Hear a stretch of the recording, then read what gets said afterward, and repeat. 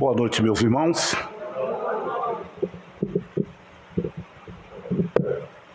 Para mim é um privilégio muito grande estar com vocês nesta noite. E para compartilhar com os irmãos aquilo que Deus nos colocou no coração. E assim nós pedimos que os irmãos possam estar em atitude de oração, a fim de que a palavra hoje possa alcançar o coração de vocês, que ela realmente possa edificá-los.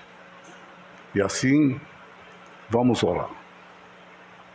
Meu Deus e Pai que está no céu, santificado, Senhor, seja o Teu nome. Venha a nós, Senhor Deus, e o Teu reino, e seja feito a Tua vontade, assim na terra como no céu. Ó meu Pai, neste momento, precisamos do Senhor, porque sem o Senhor nada podemos fazer. Entregamos nossas vidas e esta mensagem, Senhor Deus, para que o Teu Santo Espírito nos oriente e nos dê, Senhor Deus, capacidade para apresentar a Tua palavra. Abençoa a mesma, Senhor Deus, e ajuda-me, em nome de Jesus. Amém. Ok, meus irmãos,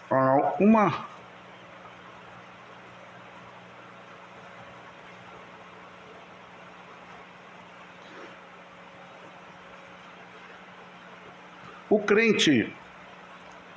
crente acredita em acaso ou sorte? Não. Sorte não existe para nós, existe bênçãos. Que nós não dependemos do azar, nós dependemos de Deus. E não acontece nada por acaso, porque Deus tem sempre um propósito nas nossas vidas. Por isso nós sempre temos que dar graças a Deus, porque nós não sabemos o que Ele tem para nós. Eu estou falando isso, meus irmãos, porque o irmão fez a abertura do culto hoje, citando todo o texto que nós vamos usar hoje. Eu não falei para ele, nem combinei com ele. E é justamente sobre Filipenses capítulo 2, de 1 a 11. É demais, né, meu irmão?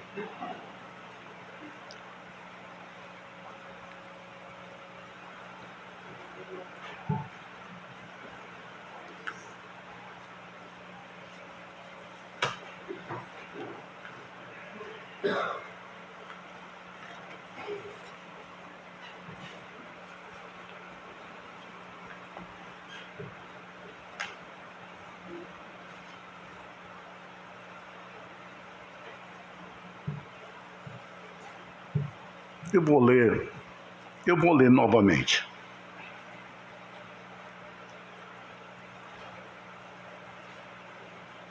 Exortação do amor fraternal e a humildade. Diz assim a palavra de Deus: se há, pois, alguma exortação em Cristo, alguma consolação de amor, alguma comunhão do Espírito, se há entranhados afetos e misericórdias, completai a minha alegria. De modo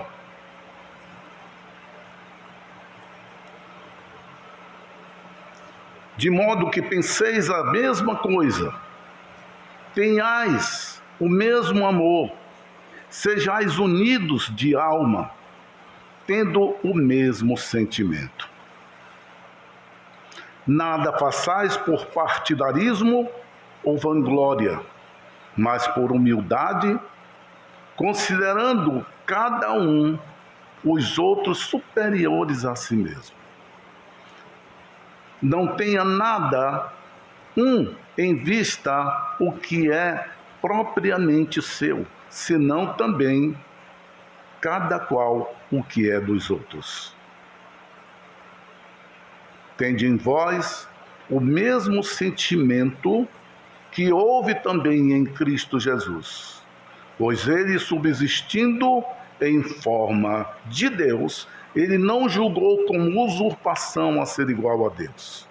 Antes, a si mesmo se esvaziou, assumindo a forma de servo, tornando-se em semelhança de homem, e reconhecido em figura humana, a si mesmo se humilhou, tornando-se obediente até a morte e a morte de cruz. Pelo que também Deus o exaltou sobremaneira e lhe deu o nome que está acima de todo nome, para que o nome de Jesus se dobre todo o joelho, nos céus, na terra, debaixo da terra, e toda língua confesse que Jesus Cristo é o Senhor, para a glória de Deus Pai. Amém. Olha, meus irmãos,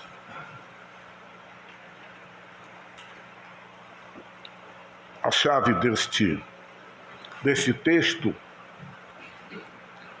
é o 6, que diz: ele subsistindo em forma de Deus, ele não usou como usurpação a ser igual a Deus. Você imagina a humildade de Jesus Cristo. Como ele foi obediente até a morte e a forma pela qual ele morreu. E hoje eu pensei no título usando o seguinte: o padrão da vida cristã a exemplo da humildade de Cristo. O que você acha? Como nós devemos agir?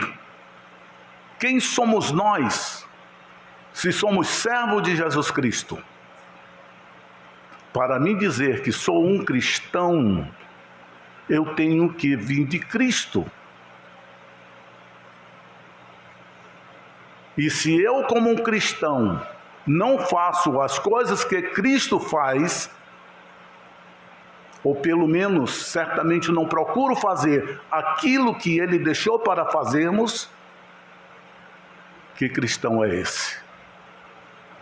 Eu costumo ilustrar, quando eu estou evangelizando, a respeito de um fruto que exala muito cheiro e o sabor.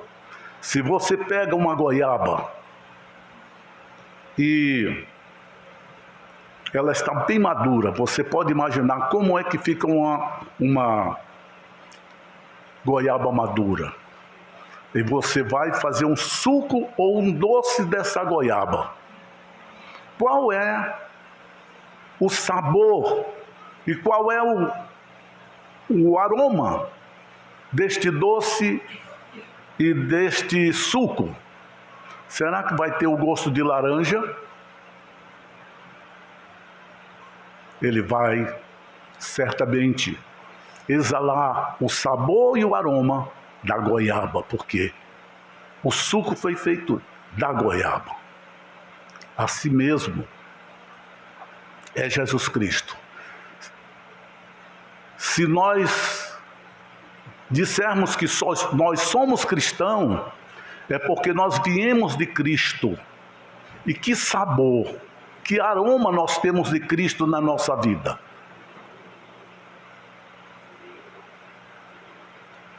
O que as pessoas esperam de um cristão?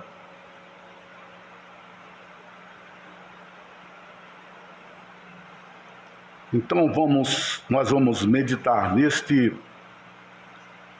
tema. A igreja de Filipos, meus irmãos, ela foi fundada por Paulo por ocasião da sua segunda viagem missionária. Era uma igreja nova, sendo a primeira igreja a ser estabelecida por ele na Europa, isto é, na Macedônia.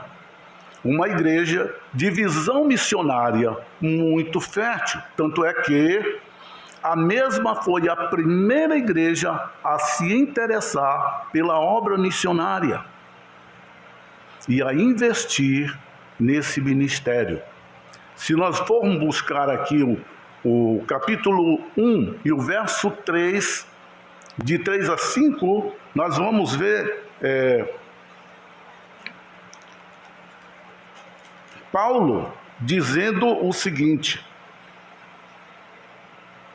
dou graças a Deus, a meu Deus, por tudo que recordo de vós, fazendo sempre com alegria súplica por todos vós, em toda as minhas orações, pelas vossas cooperação no Evangelho, desde o primeiro dia até agora.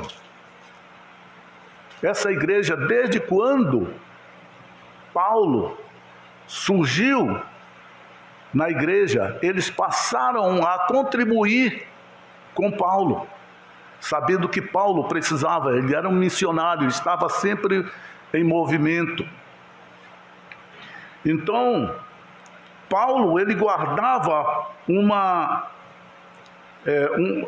no coração uma dívida de gratidão muito grande, muito forte para com os filipenses.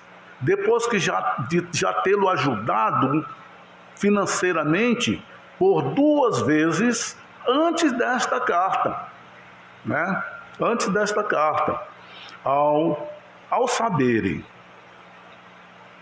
que do seu aprisionamento, Paulo estava preso, né, em Roma, conforme o capítulo 1, verso 12 e 13, a igreja enviou Epafrodito, levando outra ajuda financeira, o qual, como nós já lemos, o irmão leu, ele adoeceu gravemente, capítulo 2, verso 27. Uma vez recuperado, Paulo manda de volta com esta carta. Embora Paulo não mencione os detalhes do que estava acontecendo, alguns dos problemas da igreja incluem rivalidades, ambição, pessoais e etc. Paulo adverte a igreja sobre esta questão no verso 3. Bem, agora, a igreja dos Filipenses tinha tudo para ser uma igreja sem problemas. Mas por aqui você vê a data que foi feito, que ele escreveu essa carta. Não existe nenhuma igreja perfeita. A igreja já começou com problemas, porque toda igreja trata-se de pecado. Trata pecado. E como a palavra de Deus diz, que numa casa não existe só objeto de ouro, mas existe vasos de todo jeito. Tem de prata, tem de madeira, tem de palha também. Então, existe numa igreja todo tipo de pessoas. Eu fico às vezes pensando, eu tenho uma conhecida nossa, 3 filhos. 3 filhos. Um rapaz, desde novo, ele, 17 anos, já foi responsável. Inclusive, arranjou logo uma mulher. Não sei se isso é tão bom, não. Aí, tem o do meio e tem o mais novo. O mais novo é estudioso, mas o do meio não deu para que prestasse. Infelizmente. Infelizmente. Parece não ter nascido daquela mãe tão boa. Eu não vou entrar em detalhes, mas é triste o que essa mulher passa e sofre por conta de um filho. Graças a Deus que não foram os 3, mas só um. E ela não tem paz. E assim, imagina numa igreja, quantas pessoas temos. Tem igreja com 2.000 membros. Imagina o que não tem numa igreja com 2.000 membros. Aqui, a gente vê essa igreja tão boa, mas infelizmente apresentou problemas.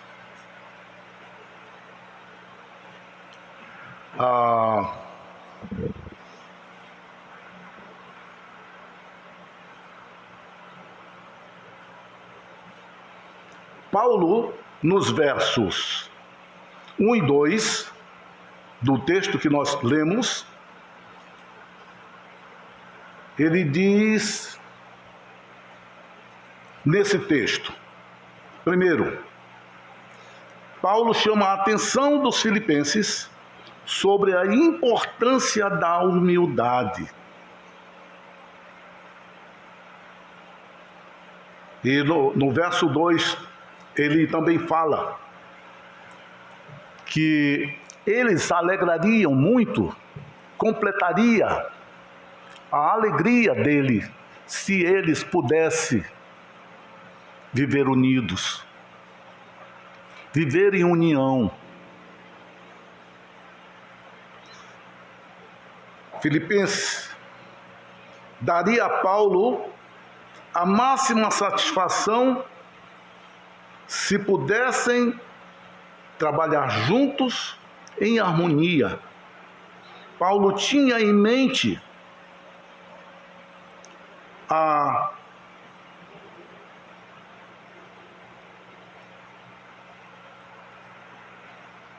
divisão causada por 2 mulheres. Vocês já conhecem isso que acontecia lá. Eram 2 irmãs. Agora vocês imaginam. Não eram 2 irmãs que ficavam sentadas na cadeira, não. No banco, não. Eram ativas. Eram pessoas que trabalhavam. E Paulo elogia elas pelo que elas faziam na igreja. Mas, infelizmente, elas 2 disputavam quem era melhor das 2. Infelizmente, isso acontece. Noutra igreja que nós assistíamos, aconteceu de, no final do ano, ser eleito algumas pessoas para a membresia, para a diretoria, e um teve 2 cargos, e o outro somente um.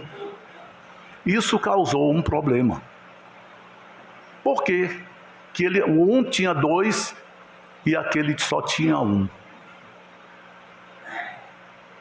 Isso causou uma certa desarmonia, um estado um tanto ruim, por conta disso.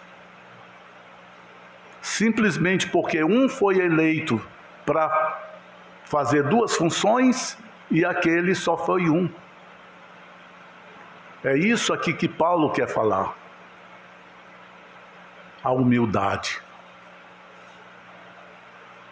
A humildade. A primeira coisa que nós temos como crente que praticar é a humildade.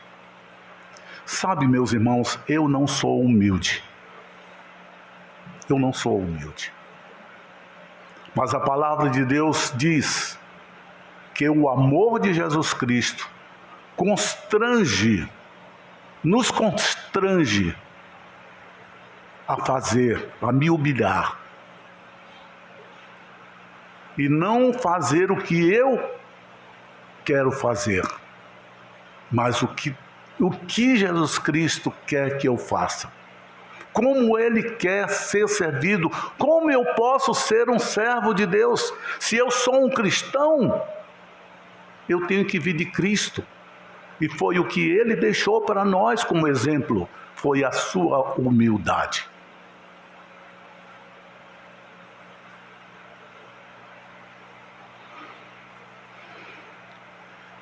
E quando nós temos que estudar a Bíblia diariamente,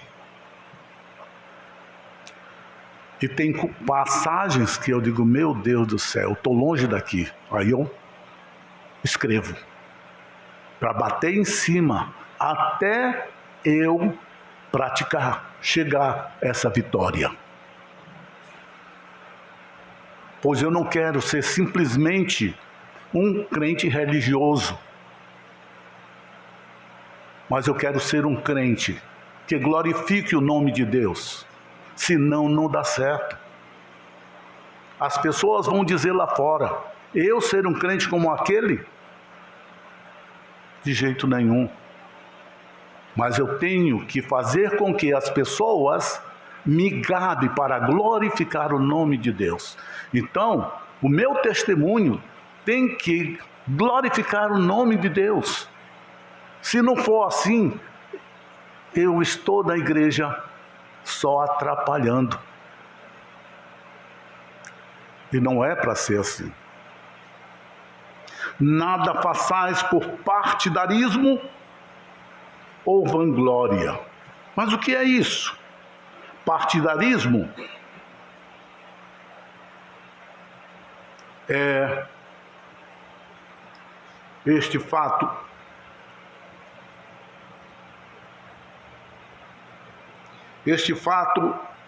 contribuía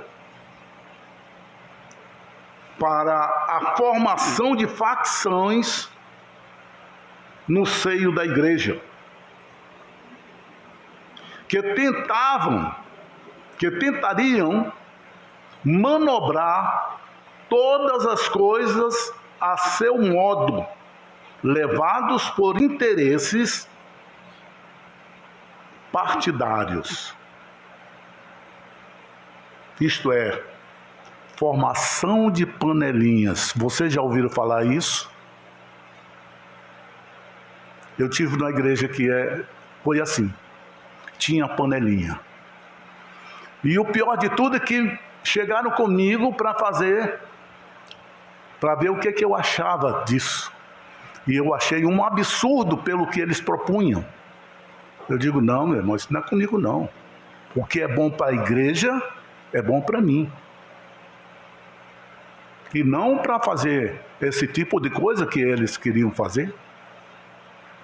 Misericórdia. Eu não aceitei. E já tinha pelo menos meia dúzia de pessoas falando a mesma linguagem. E é isso que não, então, esse partidarismo. Em 1 Coríntios, fala lá a respeito disso aí. Tinham três pessoas, 3 líderes em evidência, que era Paulo, tinha Pedro e tinha Apolo. E daqui a pouco criaram um partido lá Uns diziam, 3 partidos, isto é, um era por Paulo, outros preferia Apolo, outros Pedro.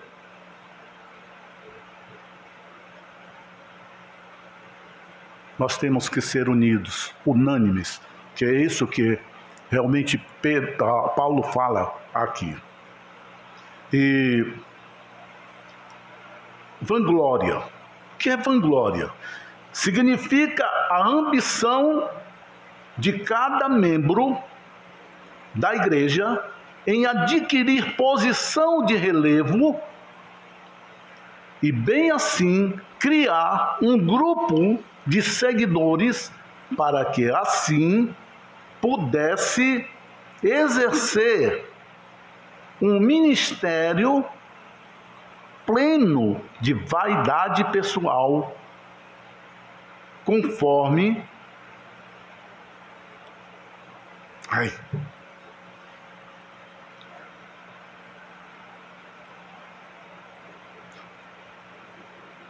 conforme a gente vai ver aqui em João 3, esse aí é a carta de João 3, nos versos de 9 a 10. Vamos para lá, só para vocês verem o que acontecia nessa igreja.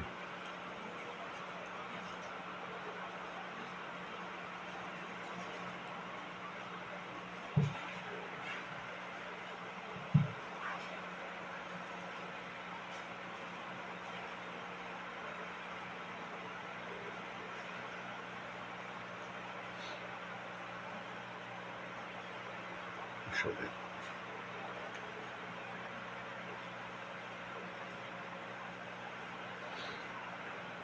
Meu Deus.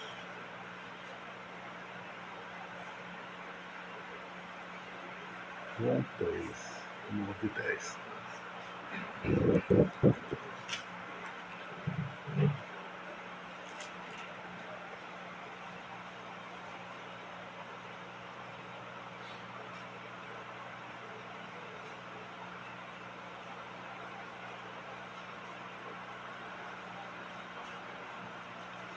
Misericórdia.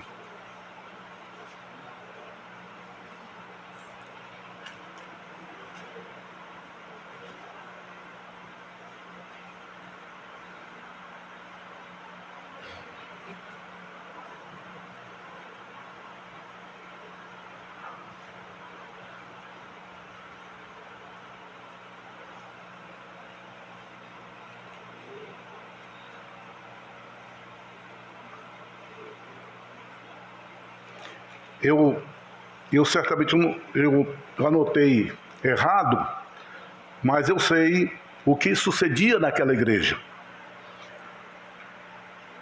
Havia um líder na igreja que ele não recebia ninguém que viesse de fora em busca de ajuda, nem permitia que ninguém ajudasse. Essa questão de ajuda a missionário, a obra missionária, ele não permitia. E João, então, ele diz que quando ele fosse lá, ele ia encarar com ele, né? Mas é assim. Então, tem pessoas, líderes. O pior é que existe sempre um líder. E é usado pelo inimigo. E isso atrasa a igreja. Nas nossas orações, nós devemos pedir que o Senhor nos dê sabedoria para saber agir neste momento, para não permitir que irmãos que têm a tendência de liderar as coisas erradas, a gente procure sanar com eles, que não pode, atrapalha, a igreja fica famosa negativamente. Poxa. E é assim, No verso 4 do nosso texto, diz que nada que não tenha cada um em vista o que é propriamente seu, senão também cada qual que é dos outros. Isto é, não cuide somente das coisas que é propriamente seu, mas também daquilo que é dos outros. Nós não podemos agir com egoísmo. Nós temos que pensar nos nossos irmãos. Nós temos que ser solidários. Nós não podemos pensar somente em nós. A igreja, aparentemente, dava mostras de pequeno ciúme entre os membros, por causa da honra e recompensa. Paulo recomenda a humildade e a disposição mental correta que o próprio Cristo demonstrava e quer que os seus seguidores façam. Todo o exemplo que Jesus Cristo deixou para os seus discípulos, ele fazia ali na frente de todos. Ele pegava ali, na hora de lavar os pés, ele lavava os pés dos discípulos. E eles, como Pedro, queria ser, não deixe que eu lave. Ele queria mostrar o que era a humildade. Como é que uma pessoa que quer ser grande para Deus, ele tem que ser pequeno. É um tipo de pirâmide invertida. A nossa vida, quando pensa, aqui o rico, neste mundo, o rico tem grandes coisas. Um rico aqui, ele tem tudo, e o pobrezinho não tem nada. Mas se um pobrezinho desse que passa por necessidade soubesse o valor que ele tem para Deus, e nesse momento é o que ele tem que passar, mas doravante, nós vimos em Mateus, no capítulo 5, a bem-aventurança, e fala a respeito disso. Bem-aventurança, bem-aventurado aquele que tem fome e sede de justiça. E é assim que vive. Não vai adiantar neste mundo nós termos grandes coisas, porque esse corpo que nós temos, ele vai um dia morrer e vai virar pó. Mas o nosso espírito, a nossa alma, vai estar com o Senhor.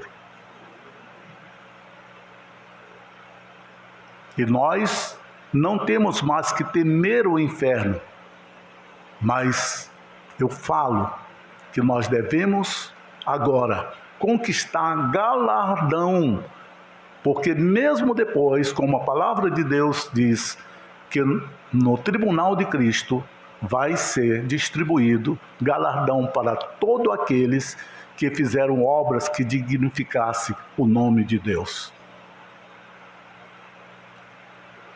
Prêmios, né? A salvação, você não é pelas obras que você é salvo, mas você é salvo para as boas obras. Eu vou dar esmola, eu vou ser bonzinho, eu não vou fazer nada então para ganhar minha salvação. Não vai mesmo. Desse jeito não, você não pode comprar a sua salvação. A salvação é de graça. Agora, você é salvo para fazer aquilo que Jesus Cristo disse.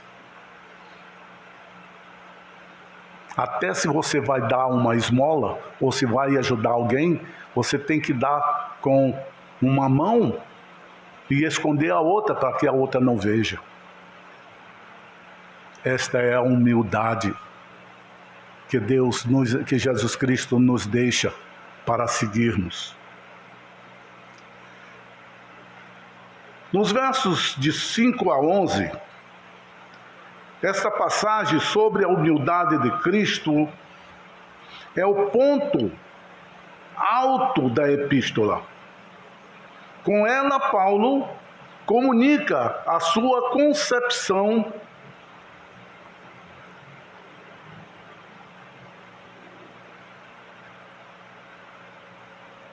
da significância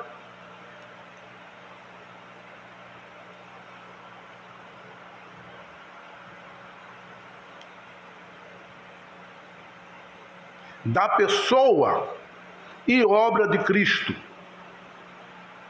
O que Paulo quer transmitir é que a disposição e a índole dos membros da igreja deveriam ser sempre aquelas demonstrada por Jesus Cristo, conforme o verso 5. E no verso 6, diz que Jesus Cristo, subsistindo na forma de Deus, Cristo tem a mesma natureza e essência de Deus. Afinal, Jesus Cristo era 100% homem, 100% Deus. Ele teve que vir como homem para sentir todas as fraquezas da raça humana. E que só assim ele podia morrer, que como Deus ele não podia morrer. Então ele se fez homem, se humilhou a esse ponto, para ter uma morte e a morte de cruz.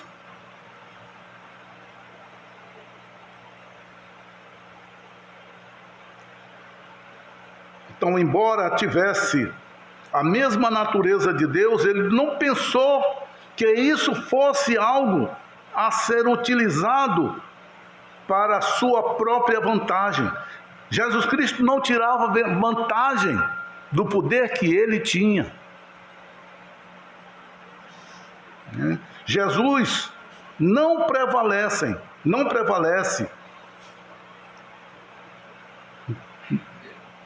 os seus atributos divinos.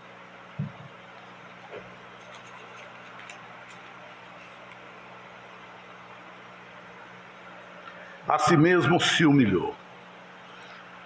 Isto significa que ele se reduziu à condição mais baixa, sendo obediente até a morte e a morte de cruz. Isso demonstra o caráter de sua morte como uma desgraça e degradação, o que foi necessário para que os homens fossem redimidos. Então, meus irmãos, você sabe por que os judeus, eles não acreditaram e não acreditam em Deus, se bem que já tem muitos judeus convertidos. Mas a princípio, eles fizeram o que fizeram com Deus porque eles não acreditavam em Jesus Cristo como Filho de Deus.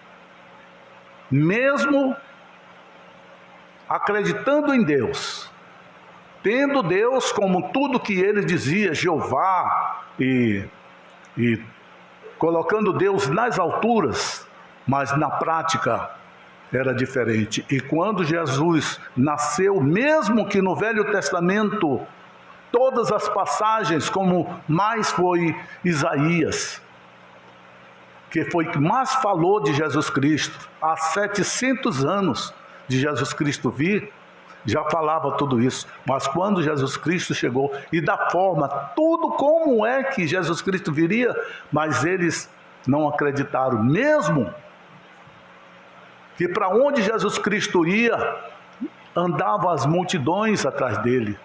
E ele curou toda a enfermidade, lepra, cego, tudo isso ele fez aleijado.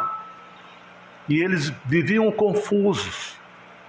E não buscavam na palavra de Deus saber que Jesus Cristo era realmente o Messias. Mas ele esperava que Jesus Cristo fosse como Davi, seu pai. Como guerreiro, que viesse libertar Israel. E ele viesse como um rei, como um outro qualquer. Como ser humano, nunca acreditaram em Jesus Cristo como o que realmente Deus o enviou para cá, para o mundo, para salvar o mundo. E em João, no capítulo 1, no verso 11, diz que Jesus Cristo veio para os seus, mas os seus não o receberam. Foi quando foi aberto para todos aqueles que creem.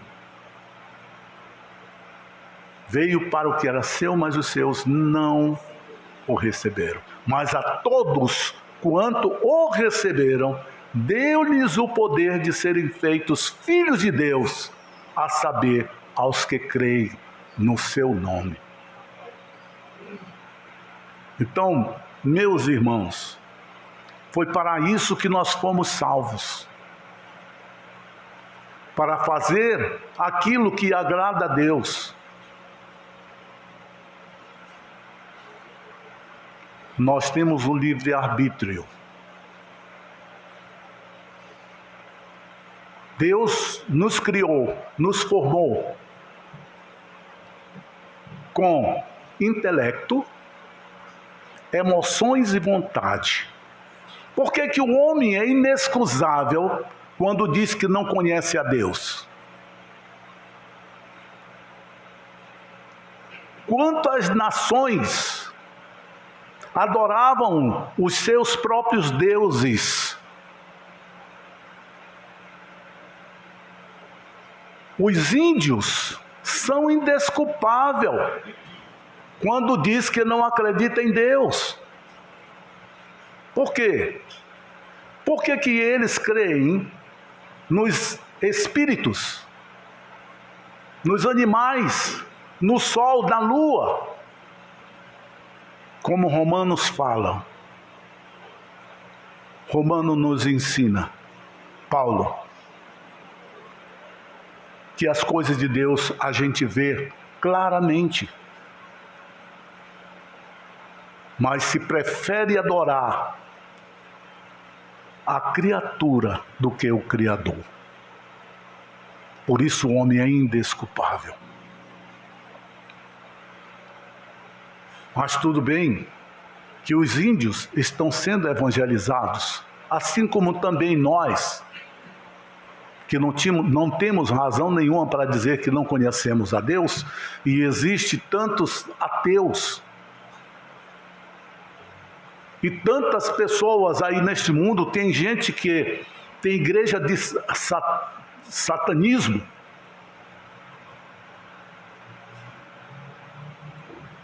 É duro essas coisas. Mas aqui, meus irmãos, voltando para o que nós devemos praticar em nossas vidas, devemos ser humildes de todo o coração, a fim de glorificar o nome do nosso Deus. Deus nos abençoe, meus irmãos, e dê à igreja a sabedoria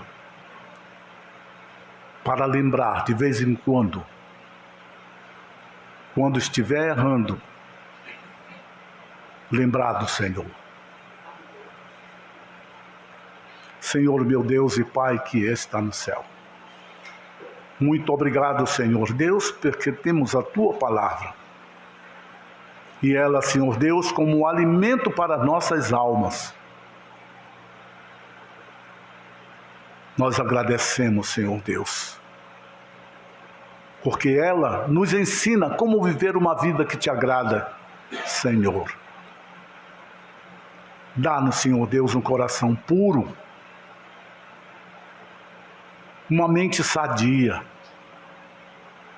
Purifica o nosso coração, Senhor. E nos ajuda a acertar onde nós erramos. Para que assim nós possamos, Senhor Deus, te adorar na beleza da tua santidade. Eu, meu Pai, nesta hora, agradeço pelo que o Senhor fez comigo nesta noite. Obrigado, Senhor, por esse privilégio que o Senhor me dá de poder pregar a tua palavra. E assim, meu Deus, agradeço em nome de Jesus. Amém.